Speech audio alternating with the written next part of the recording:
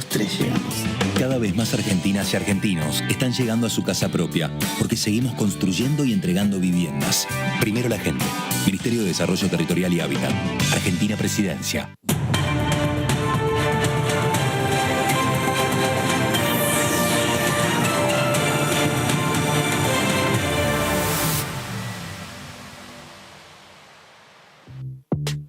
Mi nombre es Alexis, tengo 34 años y soy arqueólogo. Mi profesión y el montañismo me apasionan. Descubrir nuevos lugares e investigar son mi forma de vivir. Estudio el territorio y los movimientos históricos de la población en Puna y Valle del noroeste argentino. Me dedico de lleno a hacer lo que más me gusta, que lo que quiera hacer incluya la ciencia.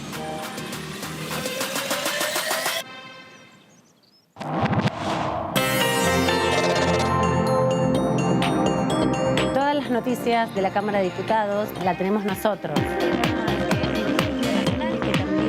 porque somos tu voz en el Congreso.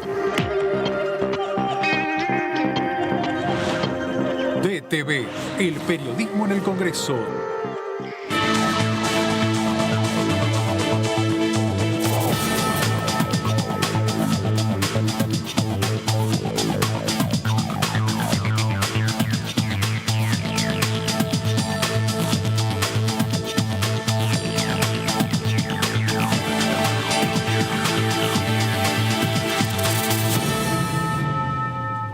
¿Cómo andan? Bienvenidos, bienvenidas a esta segunda edición de TV, ya en la cuenta regresiva, contando las horas, los días para la sesión de inicio del año parlamentario. Estamos terminando esta semanita corta, pero con una jornada muy intensa ayer de juicio político, donde desfilaron los primeros testigos aquí en este proceso tan importante y fundamental que se está desarrollando de un juicio específicamente a los 4 miembros de la Corte Suprema de Justicia. Pero toda la atención está puesta en el martes 28 y en el miércoles 1. Van a ser doblete de sesiones, van a intentar desde el oficialismo tener el quórum de 129 para poder aprobar una serie de proyectos, 2 en particular que son los que lograron negociar entre el oficialismo y distintos bloques de la oposición. Así que vamos a recorrer esto, lo que está esperándose para la semana próxima y bueno, y también la expectativa de lo que será un año parlamentario con la presencia del presidente el miércoles, que va a venir a dar un discurso, va a hacer un informe ante los diputados y diputadas de la Nación, ante los senadores y las senadoras, seguramente acompañado de sus ministros y de varios gobernadores, y esperar a ver qué le propone a la Cámara de Diputados y del Senado para trabajar este año electoral. Un año complejo para el Congreso porque todos están en la disputa por las gobernaciones, por la presidencia, por la renovación de sus bancas y hay muchos movimientos internos en los bloques. Así que este análisis va a estar presente también en estos días, en el día de hoy aquí en la segunda edición, pero voy a presentar a mis compañeros y mis colegas que están aquí muy atentos y atentas a las actividades del día. José Di Mauro, bienvenido. ¿Cómo estás? Buenas tardes. Amanda. ¿Cómo estás? Buenas tardes. Y bueno, bien decías que bueno, está la cuenta regresiva ya hacia la inauguración de las sesiones ordinarias el próximo el miércoles y que tenemos aparte del martes una sesión. Finalmente va a haber una sesión, esperemos. Por ahora está convocada, que no es poco.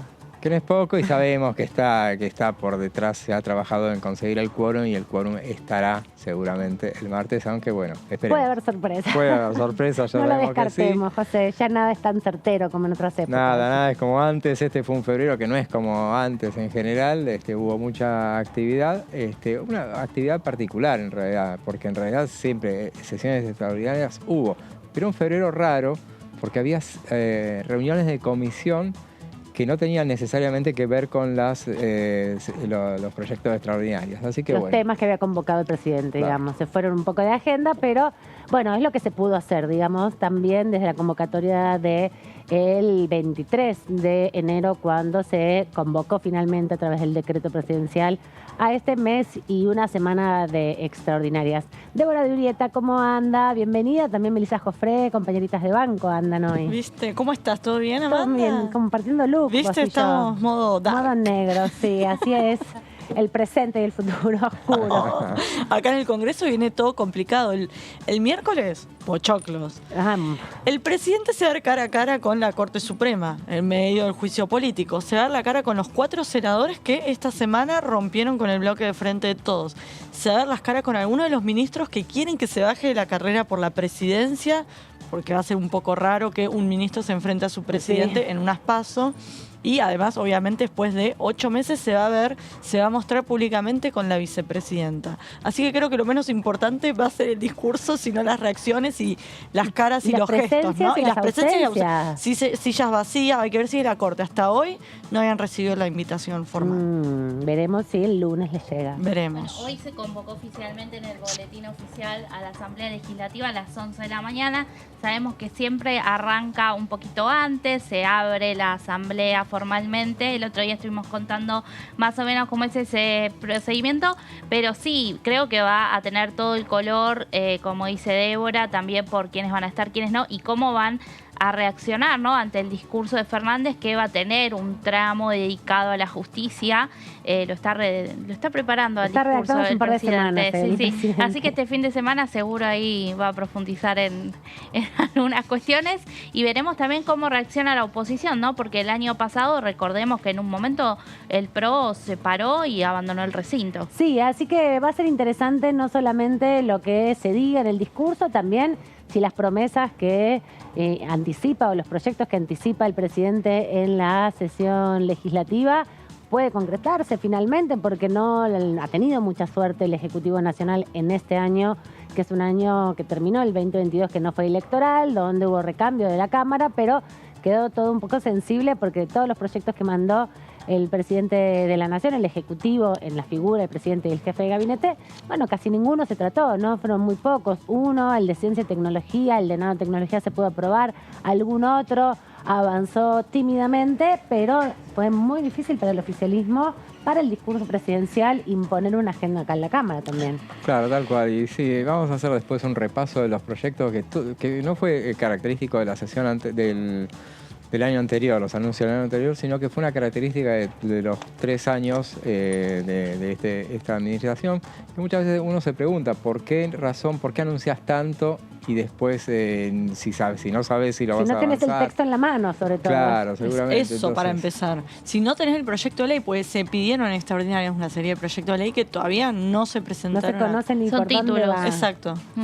Perdón, te interrumpí. Eso, tal cual es la síntesis. Vamos a pasar revista entonces de todos esos proyectos que prometió el año pasado y que no se pudieron cumplir. Correcto. Para advertir a todos y a todas por dónde puede ir un poco la reiteración de algunos de estos proyectos, ¿no? Porque creo que la idea fija de la transición tecnológica la tiene el presidente de la Nación y va a seguir insistiendo en hacer algo con esa transición energética. Exactamente. De hecho, el otro día cuando vino aquí de Mendiguren a exponer ante la comisión, puso foco en todos esos proyectos de ley, la electromovilidad y demás, y le pidió a los diputados de oficialismo, pero también de la oposición, que trabajen todos en pos de esa agenda.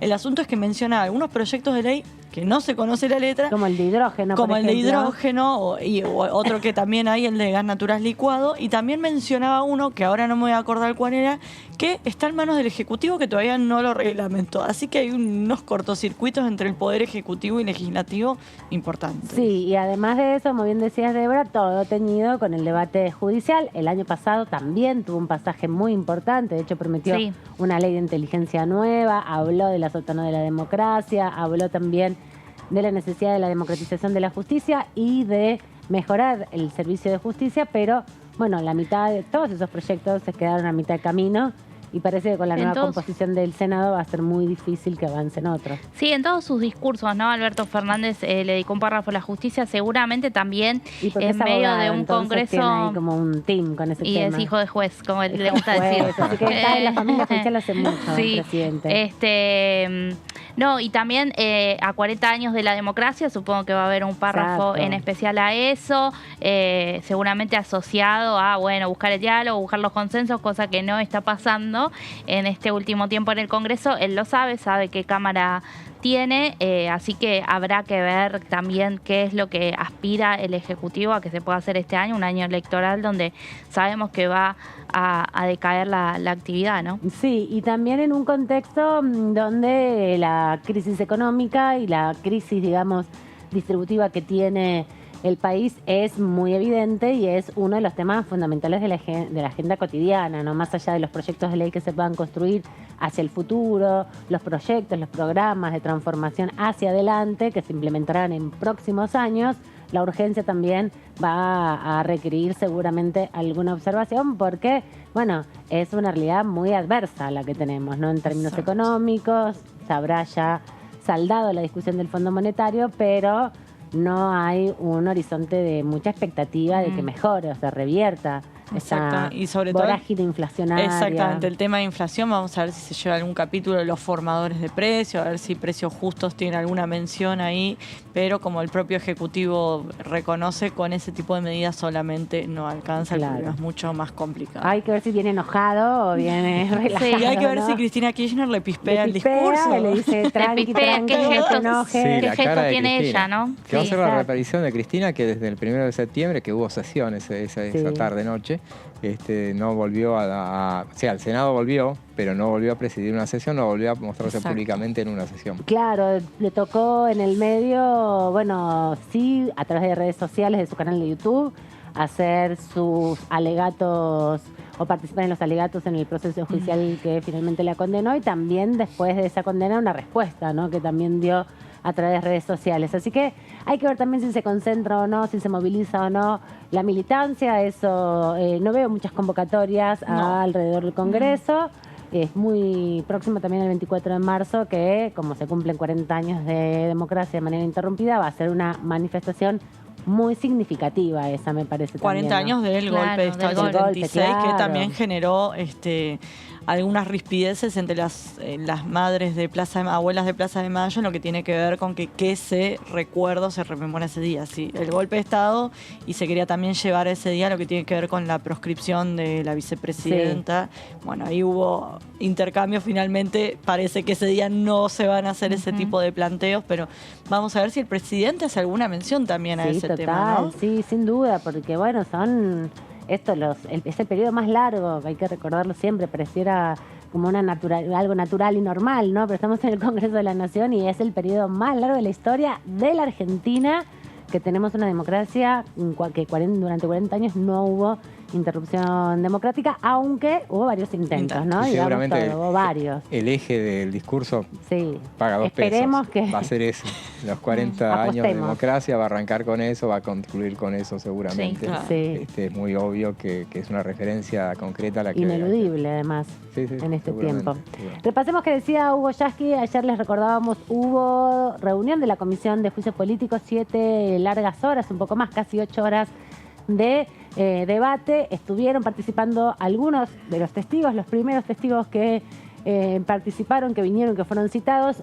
Muchas cosas ha dejado esa reunión, ahora las vamos a ir desgranando con los invitados que vamos a tener hoy. También vamos a hablar un poco al respecto, sobre todo porque en el contexto de la comisión se conoció públicamente una nueva filtración de chats entre el ministro de Seguridad de la Ciudad de Buenos Aires, que está en licencia, Marcelo de Alessandro, con otros miembros del Poder Judicial, específicamente un fragmento con el juez Ramos, que estaba declarando en ese momento aquí en la Cámara de Diputados. Por ser testigo tiene obligación de decir verdad, pero bueno, decidió decir que no conocía a Marcelo de Alessandro y ahora esta información empieza a poner, bueno, en una situación más complicada la discusión de la citación de los testigos, sobre todo a la comisión bicameral. Y como es justamente parte de la comisión el diputado Hugo Yasky, en la conferencia de prensa que se hizo posteriormente, participó y algo de lo que él analizó respecto de las 8 horas de debate quedó graficado en este pequeño fragmento.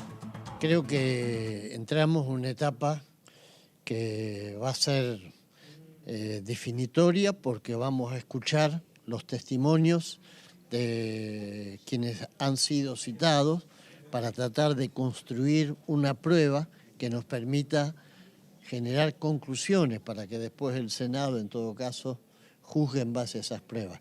La citación ahora que empezó con el juez federal Sebastián Ramos, el testimonio que sigue, el del juez Ramos Padilla, 2 jueces que frente a un mismo hecho tuvieron distintas miradas, interpretaron de distinta manera, los elementos de la realidad y obraron por distintos caminos, nos van a servir para tratar de encontrar un hilo de objetividad y de verdad que nos permita profundizar esto. Y creo que los funcionarios de la Corte que han sido convocados en relación con otras cuestiones que se investigan, el intento de sacar el 2x1 para beneficiar a los genocidas, el tema de la obra social de los empleados de la justicia, lo de la resolución sobre la quita de coparticipación a las provincias para beneficiar a Cava. Son todas cuestiones que hoy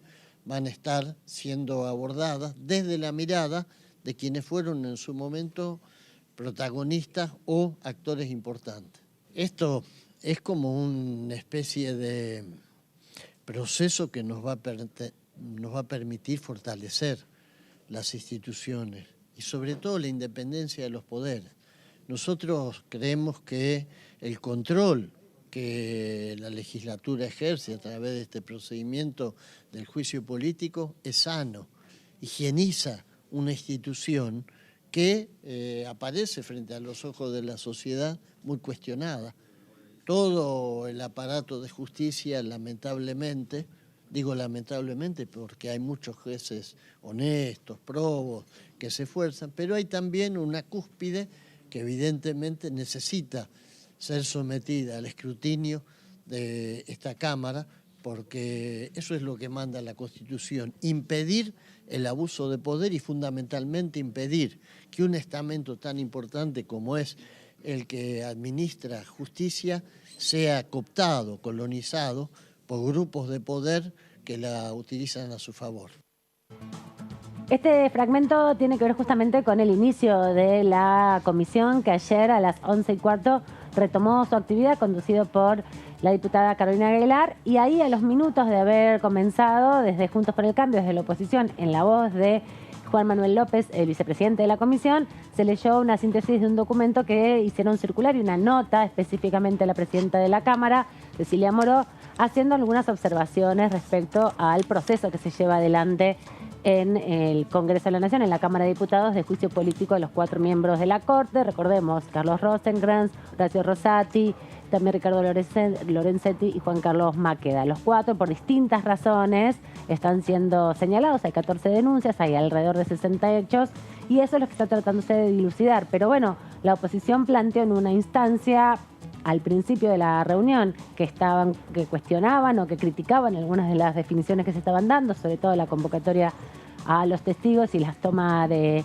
las pruebas que se está desarrollando ahora, la petición de información a algunos organismos del Estado que deben, en este caso, darle información, pero luego participaron también, se fueron de una conferencia de prensa y algunos volvieron y participaron, sobre todo los de la coalición cívica, que tienen un par de denuncias, la misma hecha 2 o 3 veces contra Ricardo Lorenzetti, y hicieron sus preguntas incluso. Bueno, ahí hubo una... Ay, perdón. Dale, adelante. No, sí. No había acuerdo dentro de Juntos por el Cambio de qué hacer. Los halcones, digamos, Patricia Bullrich, Macri, ese ala de Juntos por el Cambio básicamente planteaba directamente vaciar la comisión. Claro, y que quede el oficialismo solo dando el debate de acá lo que queda del juicio político. Por el otro lado, el radicalismo y la coalición cívica plantearon: no podemos dejar a merced del oficialismo la comisión, sino hacer una especie de control de daños, evitar que se avance sobre los derechos de aquellas personas que vayan a declarar como testigos. Entonces encontraron un punto intermedio entre participar y vaciar la comisión, que es hacer una especie de ser una especie de veedores de la comisión. Así que por eso se quedaron algunos de los diputados, y cuando se le hacía alguna de las preguntas a los testigos, ellos intervenían. Estás induciendo la respuesta. Bueno, se hicieron una serie de planteos. La idea es, claro, que ellos no participen activamente, pero están ahí como observadores de todo el proceso. No, con Ramos Padilla sí hicieron preguntas. Ah, claro, tenés razón. Sí, perdóname. Preguntas hicieron, por eso, fue medio... Y además también hay testigos que convocan los propios ellos mismos, diputados de la oposición, sobre todo de Coalición Cívica. Bueno, justo ayer no estuvieron los dos que convocaba Coalición Cívica, que eran el ex senador Sima de Villa y... una mujer. alguien que tiene apellido Marchi, ya lo vamos a buscar, Sí, que no podía, eso ya se sabía con Marchi anticipación. es uno de los secretarios de la vocalía de la Corte. el juez Rosati, Sí. del presidente de la Corte. Entonces, había solicitado Oliveto que se pospusiera para el segundo encuentro, la segunda ronda de testigos, su participación. Pero bueno, igual sí ayer están hubo convocados. también Varios funcionarios que de la faltaron, Corte. sí. Y sobre todo creo que los momentos más álgidos fueron con la presentación primero del juez Sebastián Ramos, que como decía Débora, fue en ese momento que desde la oposición Se levantaron y se fueron. Interrumpían al diputado Ramiro Gutiérrez porque decían que estaba presionando, estaba ahí tratando de inducir la respuesta de Ramos. Y bueno, ahí hubo unos momentos. Y después, en la exposición de Alejo Ramos Padilla, me parece que todos los cruces que hubo tras uno del otro fue lo también, más. ¿no? Sí. Claro, y también había participación durante cuando siguieron exponiendo los que no eran testigos estrella, justamente que Claro, eran los que no eran jueces federales, eran son trabajadores, funcionarios judiciales que están en las secretarías en que se divide la Corte Suprema. No solamente tiene las oficinas de cada uno de los jueces de la Corte, sino que cada juez tiene su secretario, Claro. que están ahí hace muchos años. Algunos son abogados y otros nos enteramos que no son ni siquiera profesionales. Y que algunos no tienen ni siquiera celular. A uno le preguntan. Ni siquiera usa celular. No tengo celular. Y bueno, que es un puesto muy importante y son los que escriben las sentencias, los que hacen todo el trabajo de los jueces y después los jueces lo revisan, pongo comillas, porque también se develó que a veces no se lee tan en profundidad. En ese momento había participación de la coalición cívica en particular, que era la que más presente estaba, que era la diputada Stillman, que insistía con el tipo de preguntas y con el hecho de que no se había anticipado primero de por qué los citaban a esos testigos, porque de golpe se iban viendo, era como una película, como esos juicios donde uno no sabe para qué lado va a agarrar y por qué era importante una lluvia que había habido y una inundación que se había dado en el despacho de justamente Marchi. De Robles. De Robles, que es uno de los secretarios personales del presidente de la Corte, Rosati, y que está involucrado justamente en las conversaciones de la revelación de los chats que se conoció antes, en Lago Escondido, en esa etapa del Lago Escondido. Y que la inundación se dio después de esos chats. Claro. En la sala, en la oficina de computadoras, además, está la información digitalizada, ¿no? Para tener un poco de idea, no es que se llenó un poquito de agua, sino que se arruinaron las computadoras. Eso es lo que develaron los diputados con sus preguntas. Ahí se puso picante el tema. Por eso justamente después se insistía la diputada Stillman con que se anticiparan lo que se le iba a decir, de qué iba a ir cada cosa, pero que no fuera con los testigos presentes. O sea, mil vueltas con ese tema. Siguen discutiendo, digamos, la formalidad, es la estrategia que encontró la oposición en definitiva, de discutir si lo que se está haciendo está dentro de la formalidad o no está dentro de la formalidad, corresponde o no corresponde, y están muy puntillosos con el reglamento. Bueno, y al oficialismo le responde, ¿no? También con sus argumentaciones. Sí, totalmente, sí. El oficialismo también se está encargando. De hecho, apenas empezó la comisión, Gailar reconoció, para hacer para apelar a ciertas pruebas, sí o sí se tiene que acudir a un juez. Digo, ninguno de los dos están muy apegados al reglamento, pero queda en evidencia que Juntos por el Cambio está muy perdido ahí de cómo encarar la situación. Si vaciar, no vaciar, participar, no participar, preguntar, ser veedor. De hecho, también según qué testigos radicalismo que fueron y vinieron.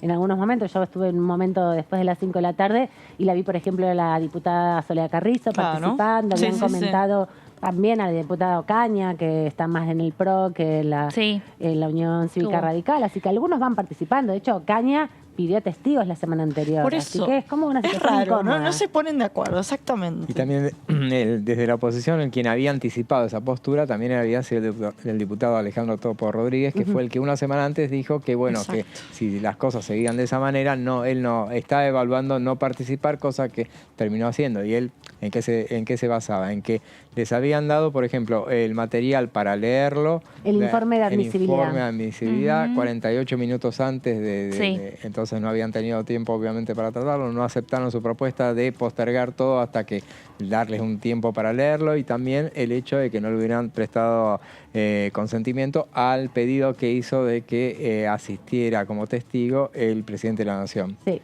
Solamente que a esto lo hemos hablado, que era un poco medio ríspido. Era difícil de encarar concretamente. El argumento era consistente, fue el que impulsó el juicio político, tiene razón. Sí, bueno, de ser. igual hay que también en un contexto donde estás en extraordinarias, en definitiva, el único que puede convocar a la agenda de temas es el presidente. Si él pone juicio político, bueno, es medio de también su potestad, ¿no? Porque es el Sí, igual en el reglamento de la comisión lo excusa de venir a tanto el presidente como vicepresidente y gobernadores también, creo.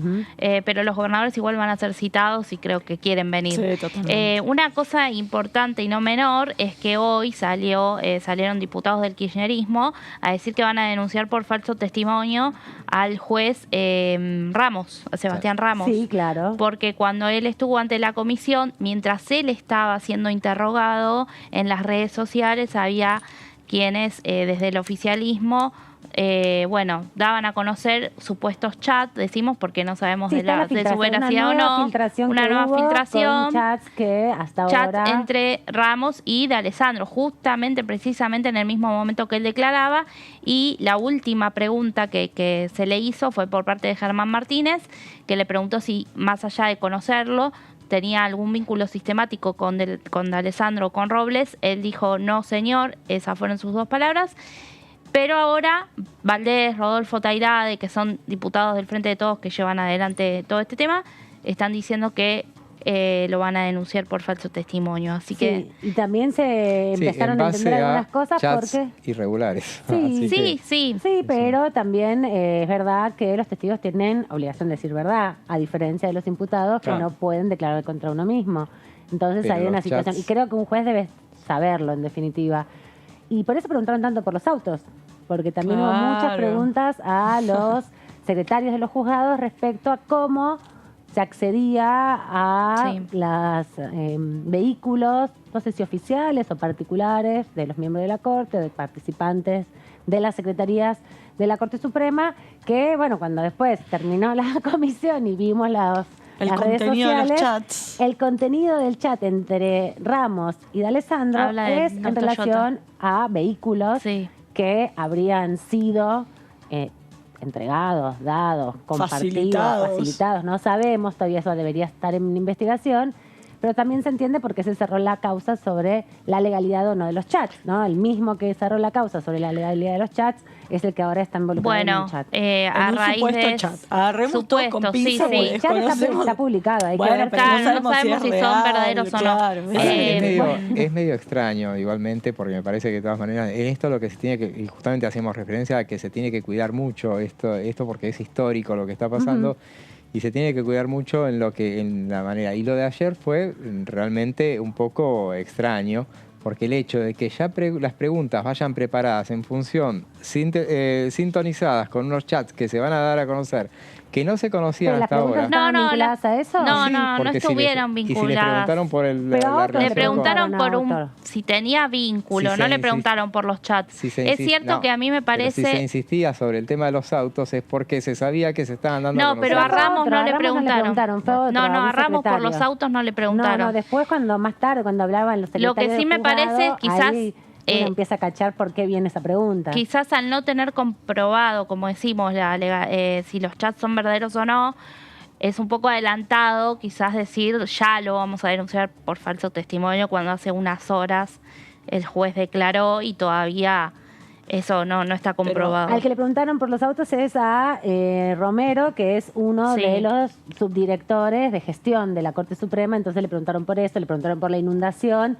Pero bueno, todo empieza a tener sentido después también de ese momento donde hay que también ponerse en contexto. Si bien los diputados están con las redes sociales, en general es un momento donde uno se abstrae un poco porque había que seguir la charla. Es una conversación muy larga, son temas que van un poco desenganchados, se les preguntan muchas cosas que por ahí no se contextualizan, es difícil de seguir. Entonces cuando el diario del lunes, como se suele decir, digo, bueno, ¿por qué le preguntaron tanto por los autos? Y ahora después me di cuenta. Pero no fue casual esa última pregunta de Martínez. Dijo, no señor, y no voy a dar nombres, pero a los 2 minutos se para un diputado al Frente de Todos y me dice, ¿viste esto? Se acaba de conocer esto.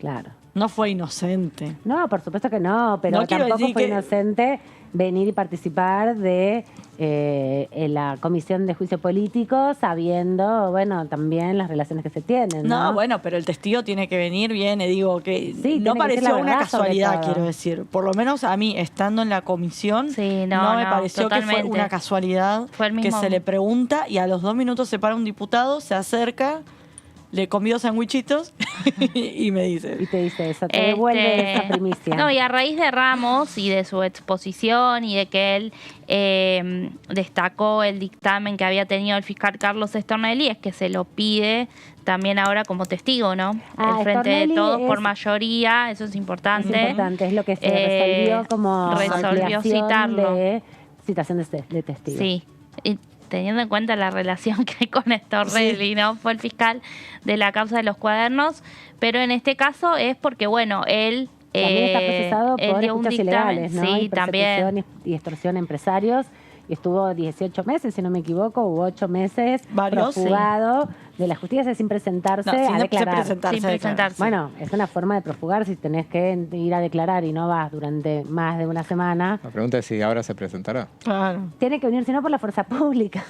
Y ahí tenés que acudir a un juez, que el juez den la orden. Esto es un proceso, Más complejo. pero... Sí, es más difícil porque todo el sistema judicial está muy pendiente de toda esta situación, ¿no? Bueno, Tiene lo esa que él, repercusión. claro, lo que él había dicho en su dictamen es que justamente no se podía agarrar de pruebas que habían sido, digamos, producto de espionaje o que eran ilegales y que por eso no se podía investigar. Hubo discusión también, me parece, sobre eso. Hubo charla en la comisión durante la toma de testimonio de los testigos porque se refirió, de hecho, en el momento que estaban preguntándole al juez Alejo Ramos Padilla sobre si se pueden usar o no conversaciones Sí. obtenidas de esa manera, filtraciones ilegales de conversaciones privadas, y recurrieron a otros momentos de la historia parlamentaria, sacando justamente referencias sobre dictámenes que ha tenido el Poder Judicial respecto a la validez o no de esas conversaciones,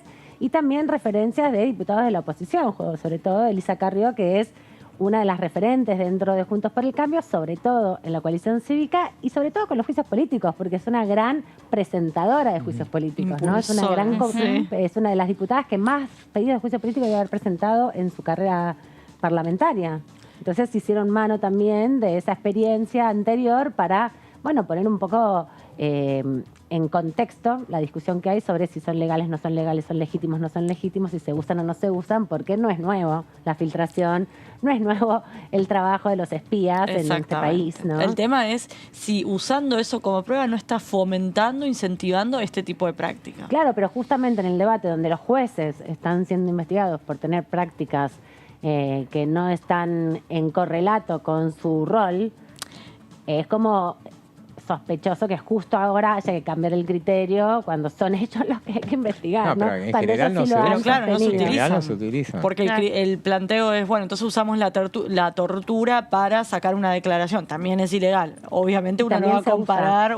Bueno, Se usa más de lo que se pero debería. digo, No se es pone legal. ese ejemplo Pero extremo se como usa. para decir, si vos sacás una declaración a través de una tortura, no se puede, porque bueno, Sí, tortura... sí, hay mucha discusión, pero también hay mucha propia jurisprudencia, ¿no? Respecto a... Sí, de hecho el oficialismo apeló a la causa del memorándum con Irán, Sí. ese penoso caso usaron desde el oficialismo. El tema es que después otro gobierno va a apelar a este caso, después otro y otro. La pregunta es, si no se está, yo insisto con esto, si no estás promoviendo desde el Congreso una práctica ilegal, Yo creo que no se puede usar. Ni para esto, ni para un lado, Claro, ni para el o otro. de Y última, cuando se bueno, usó, que es se Por más como- que dicen legalice que la y- información no sé. sea fundamental para Yo creo- sostener la democracia. No es se que puede si no, usar. ¿con qué criterio No se puede usás? usar. ¿Cuándo es fundamental y cuándo no? El tema es dónde pones el... Yo entiendo lo que vos decís, obviamente. Si un juez está, negociando por lo... si son ciertas las conversaciones del lago escondido, ellos mismos están organizando delitos y demás, pero como uno no sabe si son ciertas o si son ciertas y valen, listo, entonces voy Sí, a lo que empezar pasa a es que los que pinchar tienen que investigar teléfonos. son los mismos que son Claro. investigados. Coincido. Entonces, como Claro. una situación un poco Claro, pero entonces esos van a empezar a escabrosa. utilizar las pinchaduras, las filtraciones y demás para comprometer a otro y va a ser una cadena, una bola que no se va a Sí, parar es nunca. un problema complejo, sin duda, porque es un problema de la democracia, ¿no? Sobre todo cuando la democracia, como las democracias que estamos transitando, son tan frágiles, ¿no? Cuando hay una fragilidad manifiesta donde uno de los poderes del Estado, por lo menos, está siendo cuestionado porque sus prácticas no son correspondidas con el lugar que tienen que tener, ¿no? Ahí hay una discusión también. Bueno, estamos en una crisis política importante porque está cuestionado por un sector político con intencionalidad política también. Claro, por supuesto. Y ahí está el rol del Consejo de la Magistratura. Todos estamos cuestionando. Pero tenemos el Consejo de la Magistratura. Más allá de este contexto puntual en el que está trabado el Consejo de... Digo, ¿qué hizo todos estos años que tenía la conformación que el oficialismo defiende que es mejor que la que estableció la Corte, que la que plantea Juntos por el Cambio, que la que plantea Camaño, lo que fuere? ¿Qué hizo en todos estos años el Consejo de la Magistratura? Que no sancionó. Bueno, ¿qué hizo el Senado de la Nación? Que le dio acuerdo a todos los senados, a los 4 miembros de la Corte Suprema. Ahí te podría decir la coalición cívica que Lorenzetti te manejaba el Consejo de la Magistratura y ellos, por su parte, hablando de intencionalidad política, también la coalición cívica te dice que Lorenzetti es un juez que tira más para determinados intereses. Claro, entonces, bueno. Por eso, ¿es solo el Poder Judicial o son los 3 poderes del Estado? Bueno, pero cada poder del Estado tiene su momento de contraste, de control y de discusión, ¿no? Ese es justamente el momento que estamos atravesando con el juicio político. Hay herramientas de la democracia, son 40 años ininterrumpidos, hay que ver cuán eficaces son estas herramientas también para poder propiciar un control ciudadano, ¿no? Porque en definitiva todas estas instituciones representan el interés público, no representan el interés particular. Sintetizan un interés público que es una vida democrática donde puedas acceder a tus derechos y concretarlos, porque también lo que sucede con todo esto es que decimos, bueno, las filtraciones en la política es una cosa, en la vida cotidiana la gente la mete en presa por filtraciones retruchas, ¿no? Está lleno de causas armadas, gente presa por filtraciones y por testimonios tomados por tortura. Entiendo que nos rasguemos las vestiduras porque son los jueces de la Corte, pero sucede en la vida cotidiana. La gente que está presa, mucha de la gente que está presa a partir de testimonios, de pinchaduras telefónicas totalmente ilegales, y a nadie se le caen los anillos, ¿no? No, pero en vez de terminar con todo eso, se sigue fomentando. Y hay muchas denuncias internacionales. De hecho, tiene que pedir el Estado una y mil veces disculpas por su responsabilidad de no haber garantizado el debido proceso en juicios cotidianos, ¿no? Pero para mí lo grave es que el Congreso, la Cámara de Diputados en este caso, en vez de poner la lupa en esos casos y de alertar sobre esos casos, los está fomentando, apelando a este tipo de pinchaduras ilegales. Sí, usándolas. Igual es uno de los puntos de todos los hechos y de todas las causales. No importa, pero que un diputado de la Nación venga con una filtración cuyo origen desconocemos. Pero es una filtración de funcionarios de alto nivel del Estado, entonces... Pero no tenemos no sabemos si es verdad. Yo lo puedo hacer en mi casa y lo subo a una web y digo que sí, que este es Tornelli. Que sí, que sí, bueno. Salvo donde se escuchan las voces, ¿no? Porque donde se escuchan las voces es un poco difícil pero escuchar las voces, por ejemplo, tenemos un caso, un diputado nacional que está involucrado, que se le escucha la voz claramente, que dice lo que va a hacer, y es un operativo, el operativo PUF, justamente toda esa causa se cayó porque era ilegal. Claro, pero el testimonio era verdadero. Entonces acá hay discusiones distintas. Claro, pero ahí no sola ninguna causa. Bueno, más allá de la veracidad. Digo, también porque la democracia no es solamente una entelequia y es lo que te permite a vos decidir sobre tu presente y sobre tu futuro. Entonces, podrán no ser útiles para la justicia, pero no dejan de ser verdaderos. No deja de ser real lo que está pasando. Y es parte también de la discusión, ¿no? Porque el conocimiento público, por todo esto, si no se le da la luz, por alguien que lo filtra, pensamos que no existe. No, bueno, pero en el mundo la pregunta entero, es si es... Sí, las Wikileaks y demás existen los casos. De la filtración que le han hecho a presidentes, Dilma Rousseff lo ha denunciado, que se han filtrado un montón de conversaciones privadas solo para... Y sobre esas causas también se han hecho otros procesos judiciales, ¿no? Entonces... es importante que también pongamos sobre la mesa que en un juicio político hay una herramienta que es que los representantes del pueblo pueden interpelar a otros sectores que no son representantes directos de la población. Claro, justamente. Lo que digo es que hay que tener muchísimo cuidado con el hecho, a mí me da muchísima escosor el hecho de los servicios trabajar, porque son los servicios los que están trabajando denodadamente y haciéndose, dando pasto para toda esto que está y que termina enlodando todo. hay mucho de realidad, hay una sensación que a uno le queda de decir, bueno, la justicia está absolutamente, no tiene solución realmente porque están todos sucios. Claramente. Pero por supuesto, porque el proceso de desmontar los servicios de inteligencia acá y en el mundo entero, sobre todo en un país como nosotros, que tuvimos una dictadura donde los servicios de inteligencia siguieron durante mucho tiempo encriptados, incluso fueron parte de los peores atentados en democracia, bueno, dan cuenta que es muy difícil, que no es solo una decisión política, sino que es muy difícil porque están asociados a una red internacional de servicios de inteligencia que sin duda tiene que ver con una manera de sostener también la concentración y los negocios económicos. Así que todo esto está buenísimo para discutir porque es parte de la democracia, es parte de una instancia en que nosotros y nosotras dentro de muy pocos meses vamos a tener que votar, y esto también parte de las decisiones que tenemos que tomar respecto a cómo se puede ir ordenando una sociedad que por suerte lleva 40 años ininterrumpidos de democracia, con todos los esfuerzos que eso implica, incluso con el costo de llevar adelante juicios políticos a sectores de la institucionalidad, ¿no? Porque también tiene un efecto, una consecuencia en nuestra vida cotidiana. Pero está del otro lado nuestro primer invitado y lo presentamos de esta manera.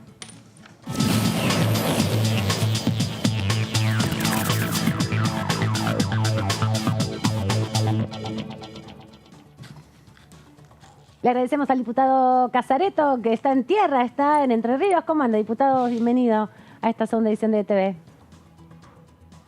¿Qué tal? ¿Cómo les va? Sí, ya estoy de vuelta acá en Paraná, Entre Ríos. ¿Cómo le fue en la Antártida? Qué emoción, ¿no? Ir hasta ese pedazo de nuestro territorio tan inmenso y al mismo tiempo tan alejado de nuestra vida cotidiana. Sí, es un orgullo haber participado de este viaje a la Antártida. Estuvimos junto con el presidente de la Nación, parte del Gabinete Nacional. Hace más de 25 años que un presidente argentino no iba a la Antártida. Wow. Es el cuarto presidente en la historia. Había concurrido, el primero Frondizi, después Lastiri en su interinato y después Carlos Menem en su presidencia. Y ahora Alberto Fernández es el cuarto presidente en estar allí. Yo soy de Entre Ríos, salí de acá el lunes prácticamente con 30 y pico de grados de temperatura. El día martes salimos desde Buenos Aires hasta Ushuaia, llegamos a la noche y el miércoles ahí nos recibió el gobernador, tuvimos una reunión, una cena con él, y el miércoles nos levantamos, hicimos el hisopado y preparamos la indumentaria esperando que nos autoricen a viajar.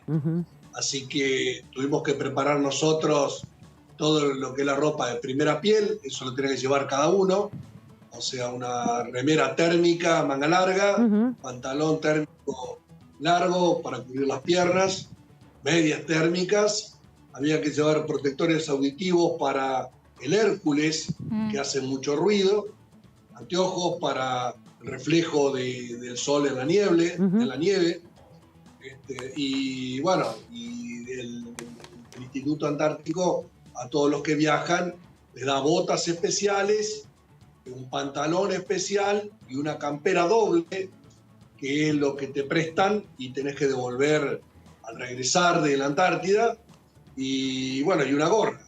Eso es la indumentaria.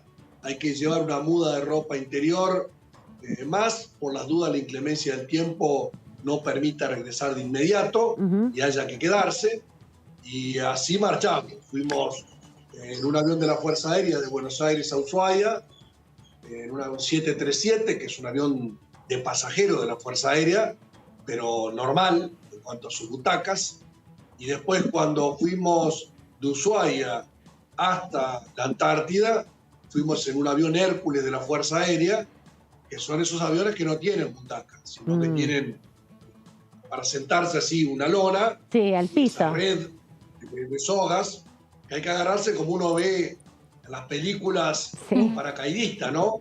Que van así, digamos enfrentados, una con el de adelante, y con los 4 motores del avión, con un ruido importante, uno desde acá ve que Ushuaia, la Antártida, pareciera que está cerca, y en realidad son 2 horas y media de vuelo, con ese ruido, por eso hay que llevar los protectores auditivos, y ahí viajamos, ¿no? Viajamos y llegamos a la Antártida. Yo de entrada me encontré con gente de Entre Ríos, que está trabajando allá en la base Marambio, 2 trabajadores de la industria electrónica que se ocupan de la detección de las grietas en la Antártida, así que eran coterráneos, y siendo nosotros del litoral, hay entrerrianos famosos, el alférez Sobral, uno de los pioneros en 1904, que navegó para llegar a la Antártida, y después en la década del 50, el general Hernán Pujato, oriundo de Diamante, fue el que desarrolló todas las bases antárticas en la Argentina. Así que es un héroe de las Fuerzas Armadas y también muy reconocido acá en su ciudad Diamante y en toda la provincia de Entre Ríos. Así que siguiendo esa escuela, fue un orgullo para mí acompañar al presidente y estar en la Antártida. Fueron varios diputados, ¿no? No estuvo solo usted, estábamos viendo la foto recién de toda la comitiva, estaba el diputado Tognoli, el diputado Aldo Leiva, la diputada Mara Brauer, la diputada Propato, también la ministra Tolosa Paz, que ha sido diputada hace unos meses atrás, el ministro Tayana, una comitiva importante. Sí, la comitiva se prepara porque era el Día de la Antártida. Sí. Se iba a marcar los 119 años de presencia ininterrumpida de la Argentina en la Antártida. Es que llevé la camiseta de la selección, ¿viste? Sí, te pusimos las fotos la selección de de básquet tu Twitter. jugaba anoche contra Canadá en Mar del Plata y finalmente ganaron. Así que se la mandé al presidente de la selección de básquet. Muy bien. Un aliento más desde Jujuy, pasando por todas las provincias hasta llegar a la Antártida. Y toda la clasificación argentina en el partido contra República Dominicana en Mar del Plata. Tan pertrechados como estaban. ¿Se siente frío o algo de frío? ¿O cómo siente el clima uno estando allá en la Antártida? Por eso, para que vos te ubiques, la delegación, terminando lo anterior, éramos 16. Entre el presidente, sus ministros, iban a ir 8 legisladores, finalmente fuimos 5, que son los que mencionábamos. Diputadas Agustina Propato y Mara Brauer, diputados Eduardo Tognoli y Aldo Leiva. Con algunas particularidades, en general, todos en relación a los temas que se trataban, por la Comisión de Defensa, por la Comisión de Relaciones Exteriores y por la Comisión de Ciencia y Tecnología, a la medida que se iban a inaugurar 3 laboratorios científicos que aportaba el Ministerio de Ciencia y Técnica. Wow, bien. ¿Por qué iban estos ministros? Iban por la incumbencia en cada una de las áreas en relación a la provincia de Tierra del Fuego en general, porque hubo actividades en la Universidad Nacional de Tierra del Fuego y después las actividades en la Antártida. De hecho, el ministro Tayana y el ministro Filmus, nosotros nos volvimos y ellos se quedaron. ¿Ustedes fueron el mismo día? No se quedaron a Nosotros fuimos y volvimos el mismo día. O sea que habremos salido, ponele vos, 9 de la mañana desde Ushuaia, y llegamos 11:30 a la Antártida, y 4 o 5 de la tarde salimos de vuelta. Bien. En el camino salió el sol, o sea que cuando llegamos había sol, estaba la nieve. Se preguntaban recién el tema de la temperatura, había entre 3 grados y 8 grados bajo cero. Para que ustedes se ubiquen en la Antártida, el sector así antártico que tiene punta en el polo sur, la base Marambio, donde fuimos nosotros, está relativamente al norte. Si vos seguís, hay 6 bases permanentes y 6 bases más temporarias ahora en verano. Qué bueno. Si vas más al sur, ese menos 3 grados se hace menos 8, menos 10, menos 15, menos 20 el mismo día. No. En el mismo momento. Es según vos vayas más al sur. Bien pertrechados, un ratito no sentís tanto el frío. Qué sé yo, si vos tenés los guantes puestos, no podés manejar ni el celular. Claro. O sea, tenés que sacar tu guante Y cuando vos estás, qué sé yo, sacando una foto, tomando un video, se te enfría la mano, ¿viste? Se queda petrificada. Con la gorra, claro, con la gorra te cubrí las orejas, ¿no? Porque si no se te enfrían las orejas, ¿no? Y bueno, con las botas está bien aislado, podés caminar en la nieve.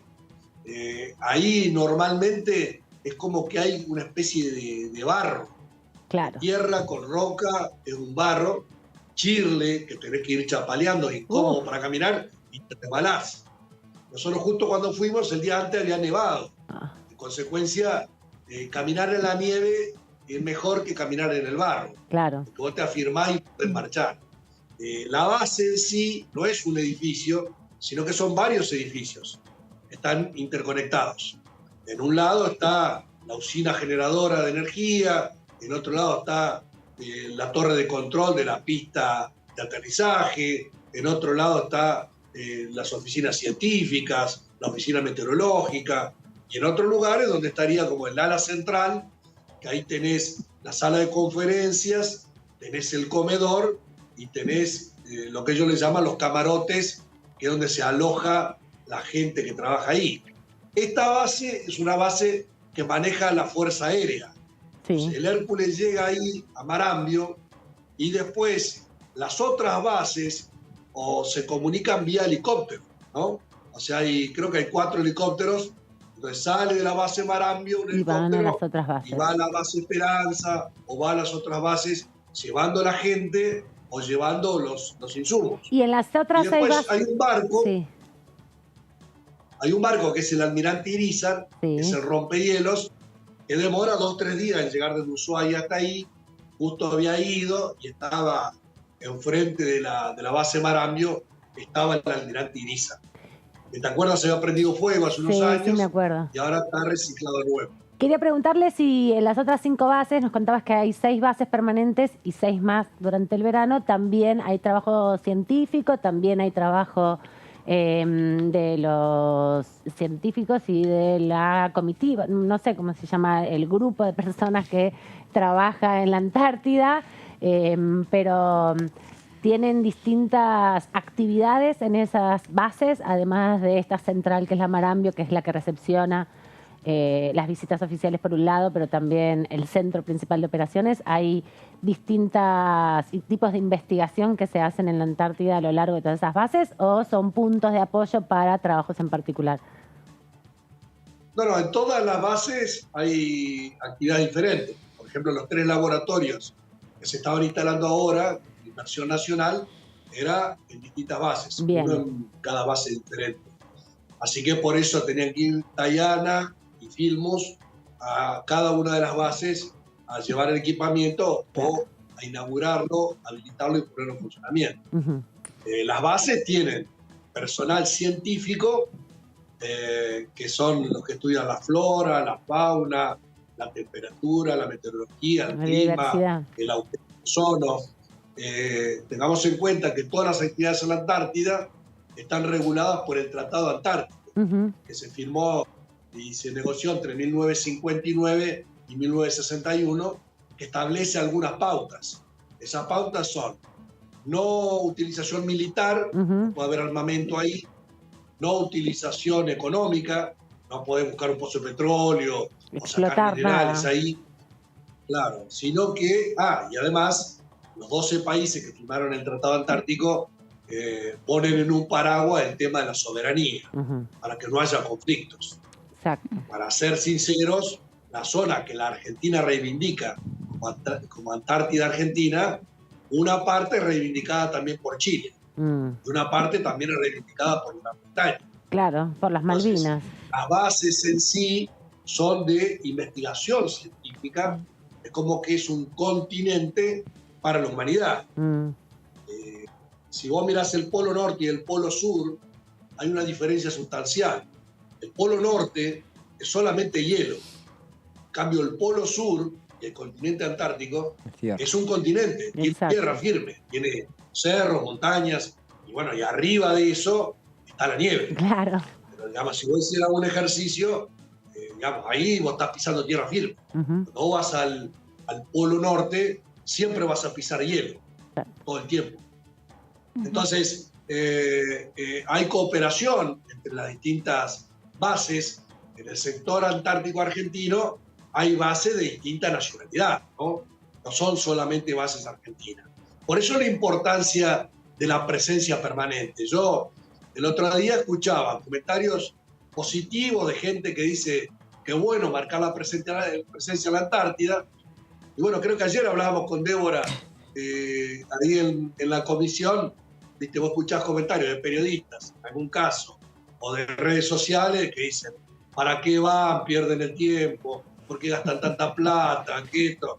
Imagínense ustedes, si el alférez Sobral en 1904 hubiera tenido multiplicidad de periodistas y redes sociales, no iba a la Antártida.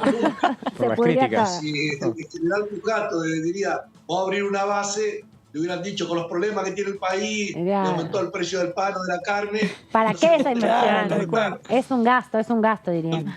También. Algunos dicen, dejemos la tierra al fuego, eliminemos el régimen de promoción, total, si se vacía no importa, entreguemos la Patagonia a los chilenos. No, la Patagonia no, por favor.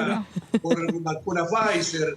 Y bueno, la verdad que hay que defender la soberanía nacional.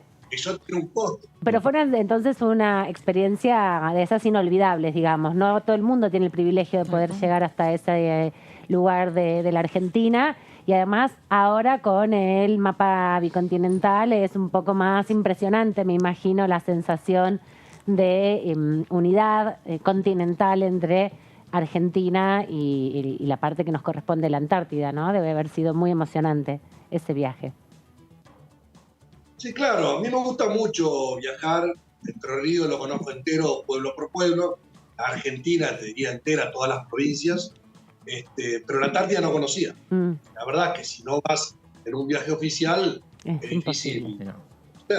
Hay una radio nacional en la Antártida, hay una radio pública, también una frecuencia de la radio nacional, así que creo también de los compañeros. Sí, sale Panorama de Noticias, así que me escuchan a mí. Y fue la presidenta de Telam, ¿no? ¿Fue? Claro. También estaba en la comitiva. Bernarda Llorente. Estaba junto con la comitiva y justamente iba a habilitar un esquema rotativo ahí entre las distintas bases para generar noticias a través de la Agencia Estatal de Noticias. Bueno, ¿quieren preguntarle algo sobre la actualidad o seguimos chusmeando sobre el viaje? ¿Qué volviendo comieron? Al Parlamento.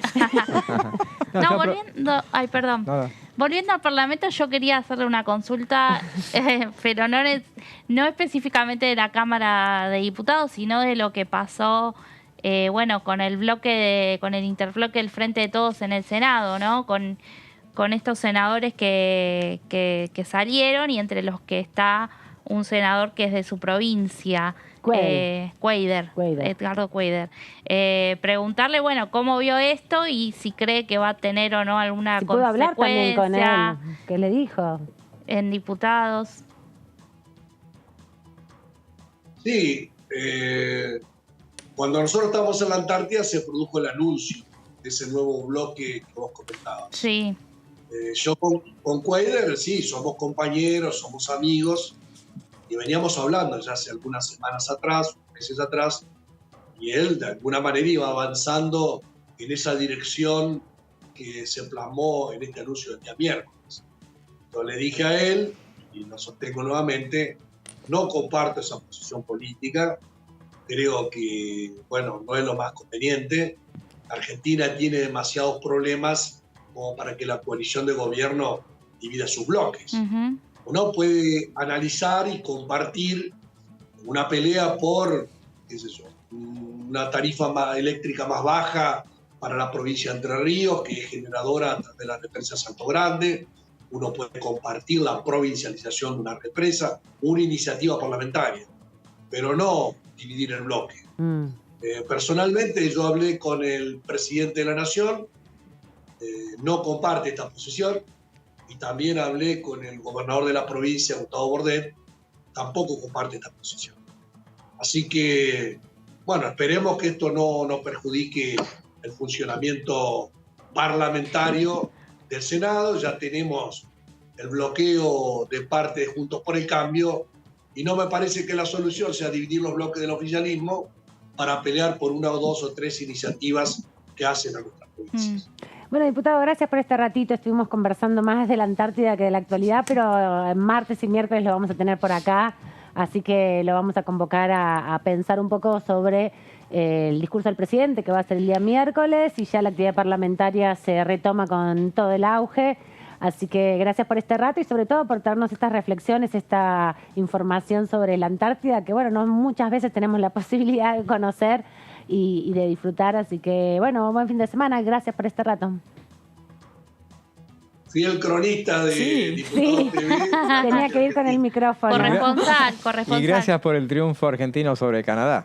¿Pero qué hizo el diputado? El aporte, ¿cómo no? La hinchada, Dimos está bien. fuerza un poquito con la camiseta. Bueno, está bien. Entonces para todos. Hay que ir de nuevo. Faltan partidos. Hay que ir de nuevo, para el domingo me vuelvo. Sería bueno. Bueno, diputado, que tenga buen fin de semana. Hasta la próxima. Adiós. Hasta luego. Hablamos con el diputado Casareto, que estuvo participando en la comitiva en la Antártida. Por ahí hablamos con otro de los diputados que también estuvo en la Antártida. No le vamos a preguntar lo mismo porque ya nos contó un poco. Igual me divierte, porque es un lugar que creo que nunca vamos a ir. Estuvo divertido. No, pero estaría bueno preguntarle si la sensación, porque eso es personal, claro, ¿no? Y además es muy impactante. Me imagino que también al diputado Leiva, cuando hablemos con él, le debe haber removido muchos recuerdos. Es lo más cercano que hay a Malvinas. Pero bueno, también le hicieron una nota en Radio Nacional, el presidente de la Nación, un compañero Marcelo Ayala, que está ahí, está en la Antártida hace ya como 3 semanas, transmitiendo desde la base que hay en la Antártida, desde la base Marambio, que tiene una radio pública, una emisora de Radio Nacional, que se engancha en el sistema de las 50 emisoras. Pero bueno, muy interesante también que en ese rincón tan alejado de la patria haya una antena de la radio pública para enterarnos un poco de lo que pasa en el continente. Vamos rápidamente a una pausa, volvemos en instantes aquí en la segunda edición de ETV.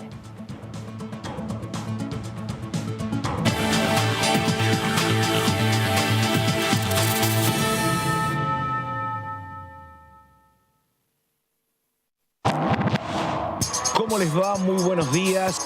Hola, ¿cómo va? Hola, ¿cómo les va? Bienvenidos a DTV, a la segunda edición. ¿Qué tal? ¿Cómo están? Bienvenidos, bienvenidas a esta tercera edición de DTV.